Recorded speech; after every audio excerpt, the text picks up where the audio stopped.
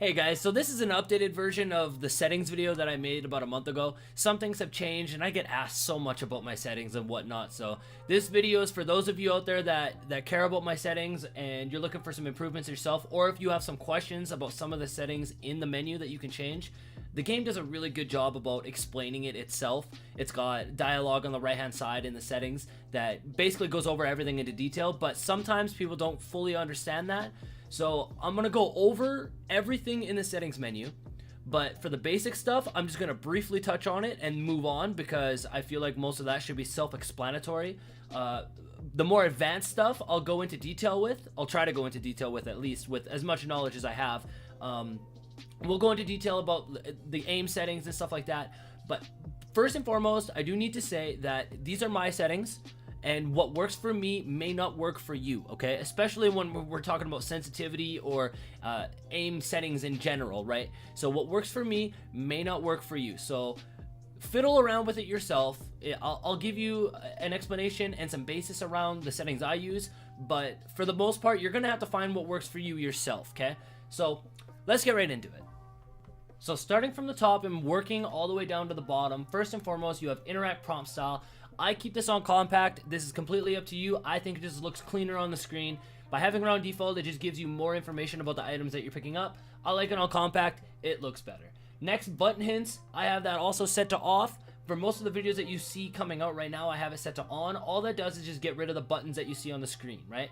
Then you got crosshair damage feedback, damage with the shield icon, obviously. I feel like you have to have it set to that. Now here's where things change from the first one. I switched my damage numbers back to stacking.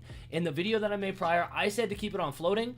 I still like it, I stand by it, but it doesn't work with shotguns. That's the problem. That's the biggest problem I found. So using the EVA 8 or the Peacekeeper, you have to have it on stacking, otherwise you're just gonna see a bunch of numbers. You don't have one solid number, you just have a bunch of floating numbers, and that's a no-go. That don't work whatsoever. So in my opinion, now keep it on stacking. Keep it on stacking. Okay, I was wrong on the first one. Okay, I'll take it. Then you got obituaries, which is your kill feed. Keep that on.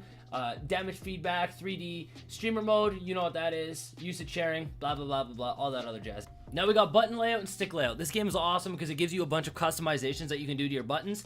I play on default, both button and on stick layout. The reason for that is because I play with a Battle Beaver controller. It's a custom controller. You probably have heard of a scuff controller. It is similar to a scuff, but instead of paddles on the back, it's got buttons. So my jump and my crouch button are on the back of my controller, so I can jump and crouch without moving my right thumb off of the thumbstick, or without playing claw. So I keep both those on default. I don't need to change them. If you feel the need to change them, once again, completely up to you. That is no biggie. Interact, reload, whatever. Crouch button I have set to hold, okay? You have to have it set to hold if you want to bunny hop. To bunny hop on console, you need to have it set to hold. I could make an entire video just teaching you guys on how to bunny hop, but we'll go over that another time. If you want to do it, you have to have it on hold. Now we've got the L2, R2 button dead zones. What dead zone means is the dead zone is when your button will activate. So your L2 and your R2 are triggers, unless you have a custom controller like myself or anybody else that has one, whatever. My L2, R2 are actually buttons, but if you have the stock DualShock controller, they are triggers. The dead zone means it will activate sooner. So what you can do is you can change the dead zone. So if you barely touch your L2 or R2 button, the button will activate. You don't have to fully press the L2, R2. So if you want to change it, that's completely up to you. Now we got sensitivity, and this is kind of where things change. So I encourage you guys to play on a lower sensitivity. I play on a higher sensitivity because I've been playing games for literally forever, and I've always played on a high sensitivity, so I'm used to it. Chances are you're watching this video because you're not an insane player at the game yet, and you're still trying to learn, right? So if you are watching this and you are trying to learn and you're not very good at aiming, please, please, please do yourself a favor and play on a lower sensitivity until you're used to it. You can slowly turn it up once you get used to it, but I recommend keeping it on a lower sensitivity for now. So next we have the complicated stuff. This is where people just get lost. Response curves, okay? Now these are different aiming methods that you can have with a controller. If you played Overwatch, these are similar to what you have in Overwatch. I will add a graph onto the screen right now, so you can make a comparison here. Credits to N7 Titan, by the way. Thank you for the fantastic graph. I found him on Reddit. Anyways, as you can see on the graph, the names are a little bit different. Yellow represents linear ramp, red is dual zone, and blue is exponential ramp, okay? Now, the response curves that you have in this game are classic, steady, fine, and high, and linear, okay? So, there's a description on the right-hand side that tells you what the response curves are. First and foremost, I just recommend keeping it on classic. It's a fantastic aiming system. It is similar to every game that you've ever played. If you've ever played any Call of Duty, Battlefield, basically any first-person shooter, with the exceptions to Overwatch and I think Destiny. I'm pretty sure Destiny had a different aiming system, because Destiny did feel a little bit weird. I think Destiny was more of a dual zone, but regardless, whatever. So I'm going to briefly explain. You can use the chart for reference and you can understand it that way, okay? So first and foremost, steady is similar to dual zone. By the way, these numbers aren't going to be 100% accurate, but the lines are. The way that the sensitivity works. So if you move your right stick to about the 80-90% mark, you're only going to have, less than 50% of your sensitivity. And then once you pass that threshold, it's just going to skyrocket. That's what steady aim does. So steady aim allows you to make accurate adjustments, but it also allows you to be fast at the same time if you max your stick out, okay? So if you play dual zone on Overwatch, steady aim is the setting for you. Next is fine aim. Now, fine aim is similar to exponential ramp, which is basically like a combo of dual zone and linear. It'll slowly ramp up. Now, high velocity is basically full sensitivity at all times. High velocity is not on the chart. High velocity is like, there is no ramp up. High velocity is always fast. Then you have linear, which is yellow on the graph, which is also linear on the graph. I got a little mind fart there. It was weird. So anyways, linear, it just goes up. If you move your stick 20%, you're gonna have 20% of your sensitivity. So if you want to experiment with any of those settings, by all means, go right ahead. But I play on classic. I recommend you to play on classic. Next, we have the dead zones, look and movement dead zones, similar to the L2, R2 dead zones. It is when your sticks will activate. So they add this setting in here for people that have really old controllers. Have you ever had a controller that's just sitting on your desk and your character will just walk on its own, or the right stick, for example, your crosshairs will just start drifting by itself?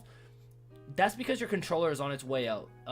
They add this setting in here that if your controllers are drifting on their own, you can change the dead zones to large, and it'll let your controller last a little bit longer, which is really nice. You don't have to buy a new controller right off rip, right? So like, lots of other games, if your controller starts drifting, there is no fix. You gotta buy a new controller, but at least here you can change the dead zones to large, and your controller will last a little bit longer. So that's really good. Then we've got inverted look vibration and advanced look control. So inverted look vibration, you do you, whatever you like. But then they added the advanced control option. I do not recommend touching any of this. Personally, if you want to go in there and mess around with it, by all means, you do your thing. Everything is detailed on the right-hand side. There is a really nice description about everything.